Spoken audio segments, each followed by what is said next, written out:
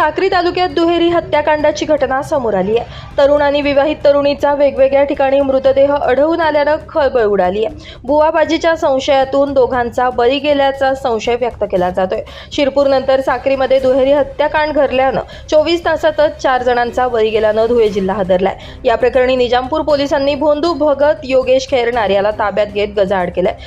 जयश्री रजनीकांत काकुस्ते वय 25 राहणार कासारे व अक्षय सोनवणे वय 28 राहणार भाडणे दोघेही तालुका साक्री जिल्हा धुळे असं मृत पावलेल्या तरुण आणि विवाहित तरुणीचं नाव आहे। दरम्यान भोंदू भगत योगेश खैरनार याच्या मठात झालेल्या वादातून हा खून करण्यात आला असल्याची चर्चा तालुक्यात रंगली आहे। सकाळच्या सुमारास वर्धाने टेंबे फाट्याजवळ जयश्री काकुस्तेच्या अंगावर दुचाकी पडल्याच्या अवस्थेत तिचा मृतदेह आढळून आला होता, तर अक्षय सोनवणे याचा मृतदेह उबरांडी जैताणी शिवारातील गौशाळेच्या मठाजवळ पुरल्याचं उघड झालं।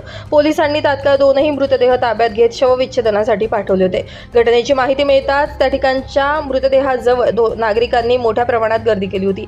यावेळी निजामपूर पोलिसांसह फॉरेन्सिक लॅब, श्वान पथक, LCB आणि वरिष्ठ पोलीस अधिकारी घटनास्थळी पोहोचत तपासाला सुरुवात केली। अखेर भोंदूबाबाचा रुमाल तरुण विवाहितेच्या मृतदेहाजवळ आढळून आल्यानं पोलिसांनी तात्काळ भोंदूबाबाला ताब्यात घेत तपासाला सुरुवात केली। या प्रकरणाचा पुढील तपास निजामपूर पोलिसांकडून सुरू आहे। एकाच वेळी वेगवेगळ्या दिशेला दोघांचे मृतदेह आढळून आल्यानं अनेक तर्कवितर्क लढवले जात आहेत। बुवाबाजीच्या नादातून हत्याकांड झालं की हत्याकांडामागचं नेमकं कारण काय याचा तपास निजामपूर पोलीस करतात। मात्र 24 तासात 4 हत्याकांड झाल्यानं धुळे जिल्हा पूर्णपणे हादरला आहे।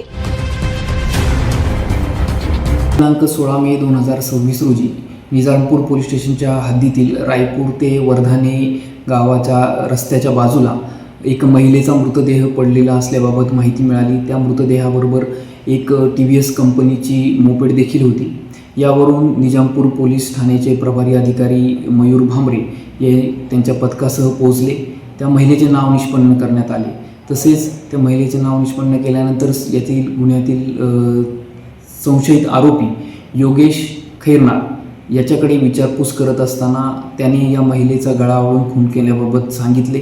तसेच महिलेबरोबर असणारा अजून एक इसम अक्षय सोनवणे याचा देखील खून केला असल्याबाबत माहिती दिली आणि सदर अक्षयचा मृतदेह त्याची शिव गोरक्षनाथ गोशाळा आहे आरोपीची, त्याच्या मागील बाजूस वनजमिनीत लपून ठेवले असल्याबाबत माहिती दिली।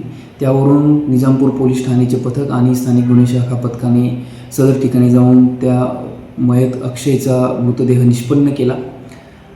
सदरच्या घटनेमध्ये निजामपूर पोलीस स्टेशनचे पथक आणि स्थानिक गुन्हे शाखा पथक यांनी अत्यंत कमी वेळामध्ये दुहेरी हत्याकांडचा आरोपी निष्पन्न केला। सध्या आरोपीला ताब्यात घेऊन अटक करण्यात आलेली असून पुढील तपास मयूर भामरे प्रभारी अधिकारी निजामपूर पोलीस स्टेशन हे करत आहेत। सदरची कारवाई माननीय पोलीस अधीक्षक विशाल आनंद यांच्या मार्गदर्शनाखाली निजामपूर पोलीस स्टेशन पथक आणि स्थानिक गुन्हे शाखा पथकाने संयुक्तरित्या पार पाडलेली आहे। ब्युरो रिपोर्ट, नाशिक माझा न्यूज, धुळे।